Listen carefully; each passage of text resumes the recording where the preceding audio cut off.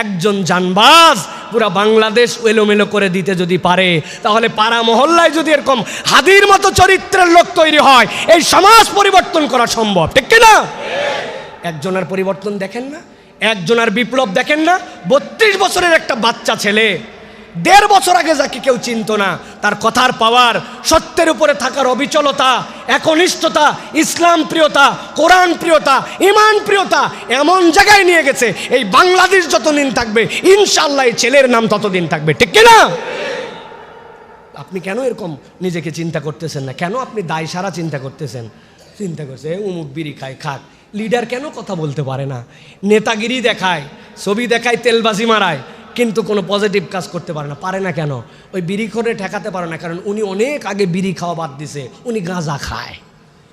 গাঁজাখোর কীভাবে বিড়িখোর ঠেকাবে? ও নিজে শেল্টার দেয়, গাঁজার শেল্টার দেয়, মাদকতার শেল্টার দেয়, নানান জায়গার থেকে বখরা খায়। ও কেমনে সত্য কথা বলবে? সত্য বলার জন্য সাহস থাকা লাগবে, বুকের মধ্যে ওই ইনসাফ আদালতের উপরে দাঁড় করার মতো মানসিকতা থাকা লাগবে। কেউ আপনার সাথে থাকবে না, কিন্তু আপনি যদি সত্যের পক্ষে থাকেন আপনার বুকের মধ্যে একটা বল থাকবে, ঠিক কিনা? আরে মুসলমান মরার জন্য ভয় করে, হ্যাঁ? মুসলমান জানে মরলেই নতুন জীবন, আর দুনিয়ার সবাই মরার জন্য ভয় করে, কারণ ও চিন্তা করে মরলেই সব শেষ, আর আমাদের মরলে শুরু। কে 100 বছর বেঁচে কি করবে? 32 বছর আল্লাহ যেটা দিল, আমাদের বয়স তো 40 বছর হয়ে গেল, কিছুই করতে পারলাম না, কিছুই করতে পারলাম না।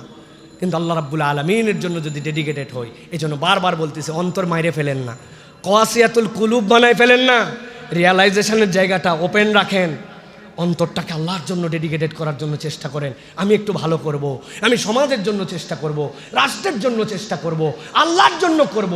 ওরে ভাই, মরার বয়স তো নাই, যখন তখন তো মরে যেতে পারি, কিছু একটু করে যাই, কিছু একটু ভালো কিছু করার জন্য চেষ্টা করি।